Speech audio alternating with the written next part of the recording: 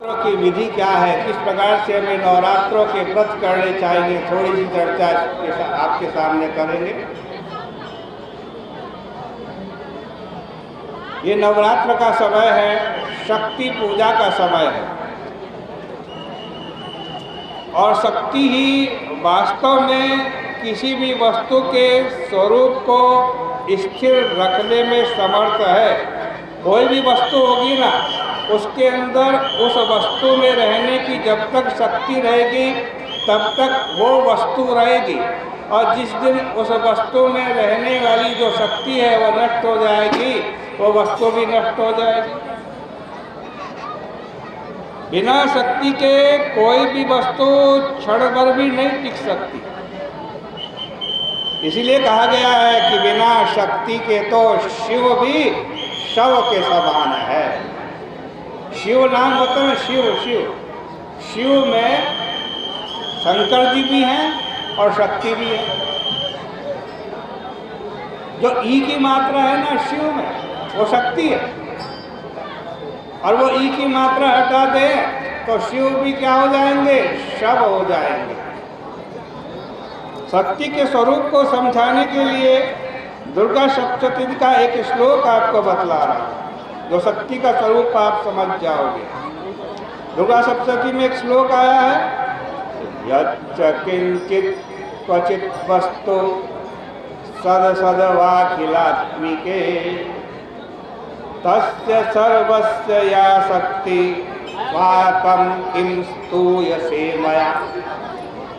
ब्रह्मा जी स्तुति कर रहे हैं, भगवती की स्तुति कर रहे हैं, जगदम्बा की स्तुति कर रहे हैं, योग निद्रा की स्तुति करते हुए कह रहे हैं। स्तुति में आज कह रहे हैं ब्रह्मा जी, हे भगवती सा तम किम स्तूयसे मया। हे भगवती, आपकी स्तुति करने की शक्ति भी मेरे अंदर नहीं है, मेरे अंदर इतनी शक्ति नहीं कि आपकी स्तुति कर सकूं। उनका कथन है कि हे सर्वस्वरूपिणी, जगत के अंदर, संसार के अंदर जो कोई जहाँ कहीं भी सद कार्य रूप या असद कारण रूप वस्तु है, उस सबकी आप शक्ति हैं। भला आप ही बतलाइए, क्या मैं आपकी स्तुति कर सकता हूँ? एक छोटा सा श्लोक है, और इस छोटे से श्लोक में शक्ति के बारे में अनेक बातें लिखी। सर्वप्रथम तो इस श्लोक में प्रयुक्त हुए वे संबोधन, क्या संबोधन किया है भगवती को? अखिलात्मिके कहा गया, अर्थात सर्वस्वरूपिणी। भगवती का ध्यान कीजिए। इसका तात्पर्य है कि प्रत्येक वस्तु का स्वरूप लाभ और स्वरूप धारण बिना शक्ति के नहीं हो सकता। जो भी कोई वस्तु किसी रूप में भी दिखाई दे रही है, अर्थात वर्तमान है, वो शक्ति के कारण ही। उदाहरण के लिए आप समझिए, उदाहरण देके समझा रहे हैं।